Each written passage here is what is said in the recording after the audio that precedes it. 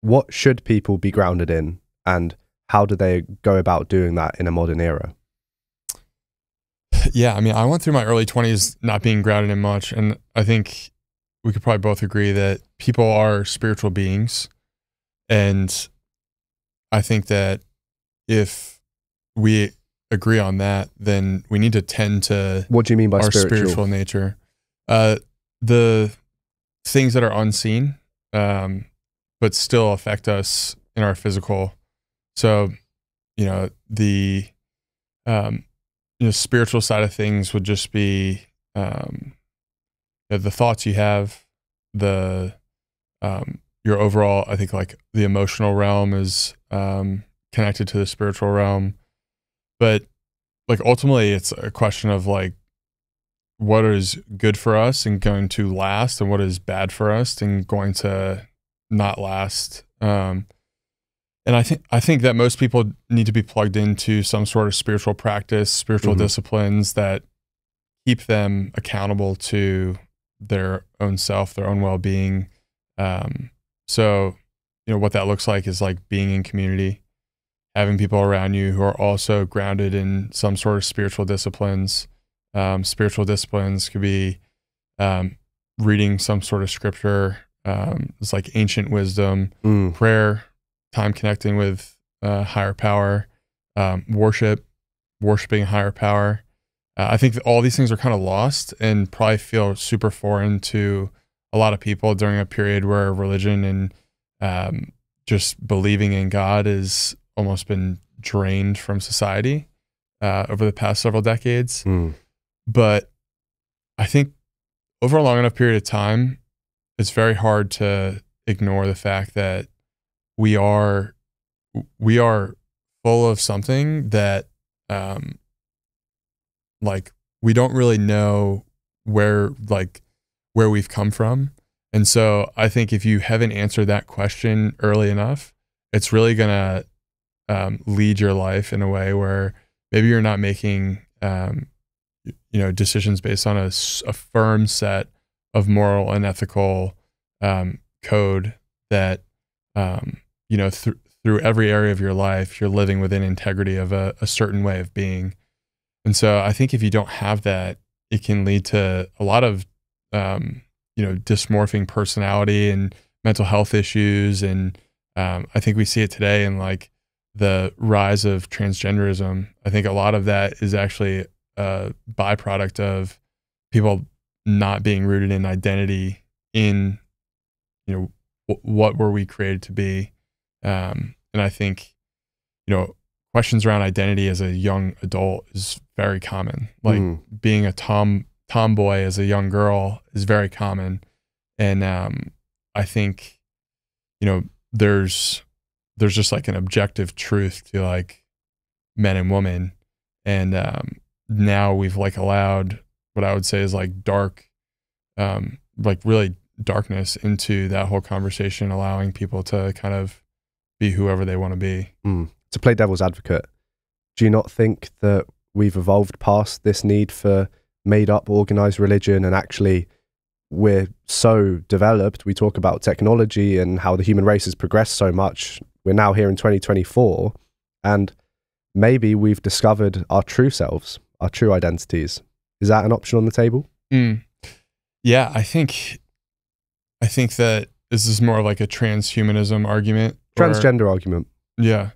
I mean, I think that if you want to continue to live in that world, it's, you need some form of, scientific intervention in order to have, procreate. And I think like procreation at the end of the day is really like a fundamental backbone of like continuing on lineage, life. And ultimately, like, I think that there's an objective reality where, if you can't naturally procreate, then, we're doing things outside of the design that we were supposed to do. So I don't think that the world that we're living in, I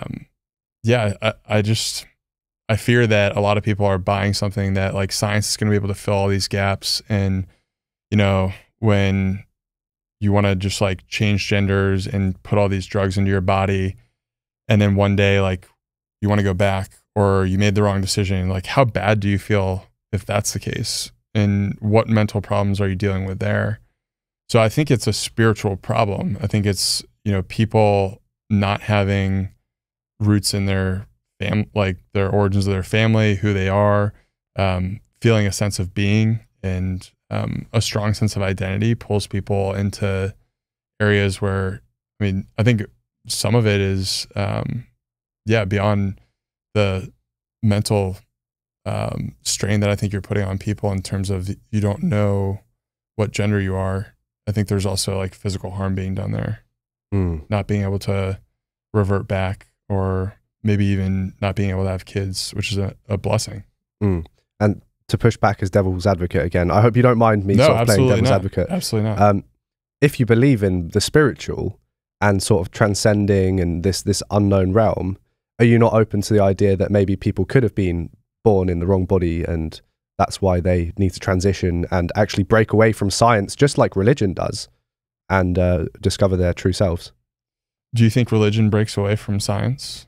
Well, by definition, you believe in the divine, which is separate to science, I think. Because it's unexplained. You're right. So, yeah, I think that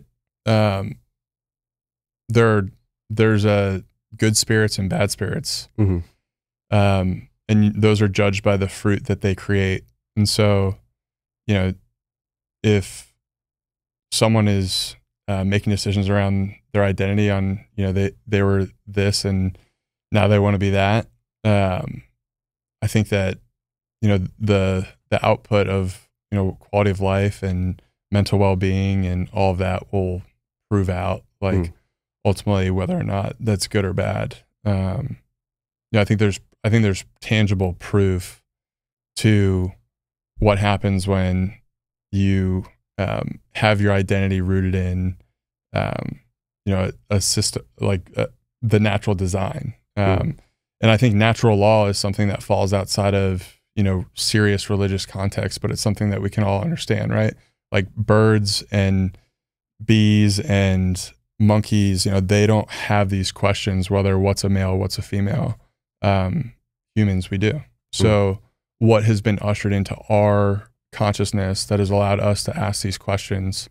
And surely science is a huge part of it, but I think people put so much faith in science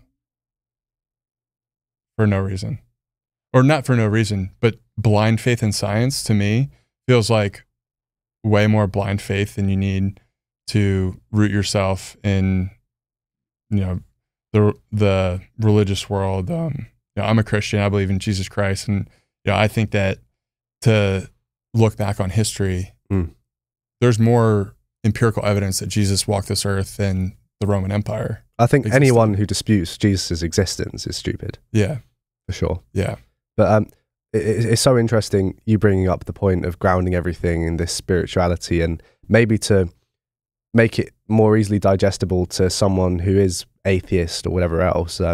I've been traveling a lot recently. I did a tour of the Bible Belt, which was super cool. How was that? Incredible, just fascinating experience, meeting all these different people, and it's something that you only hear about in the UK. And we did a tour of like Alabama, just as far away as you could get from any town, to all these different churches.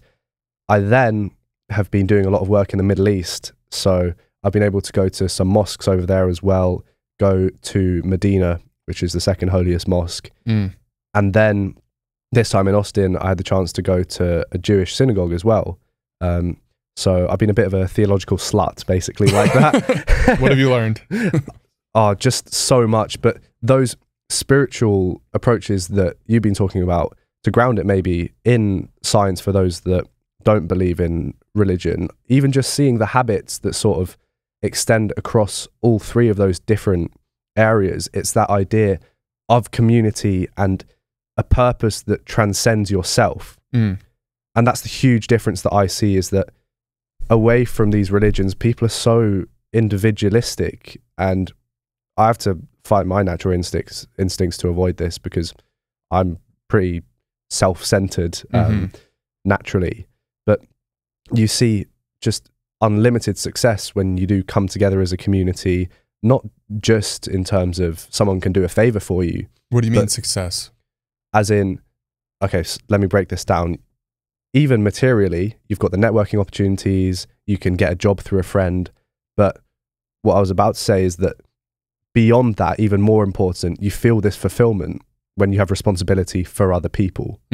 And you know that they've got your back. Whereas outside of those communities, feels like we're sort of lacking any other community that's non-religious that can bring people together in the same way. And it's a big lesson I've learned over the last few years, is that everyone is looking out for number one, which is themselves. And I think as a young person, that sucks to find out, and it's a tough bullet to bite. Yeah. I think there's pockets of people who believe that, you know, give first and being a servant is how we're designed to operate. But I think naturally we are fighting the natural human tendency to constantly think of ourselves first. Yeah. So yeah, I think that in all those places that you explored, those are all teaching, like, lower yourself, reduce yourself to something that's greater than yourself. And ultimately, like, the two great commandments in the Bible are love God and love others like you love yourself.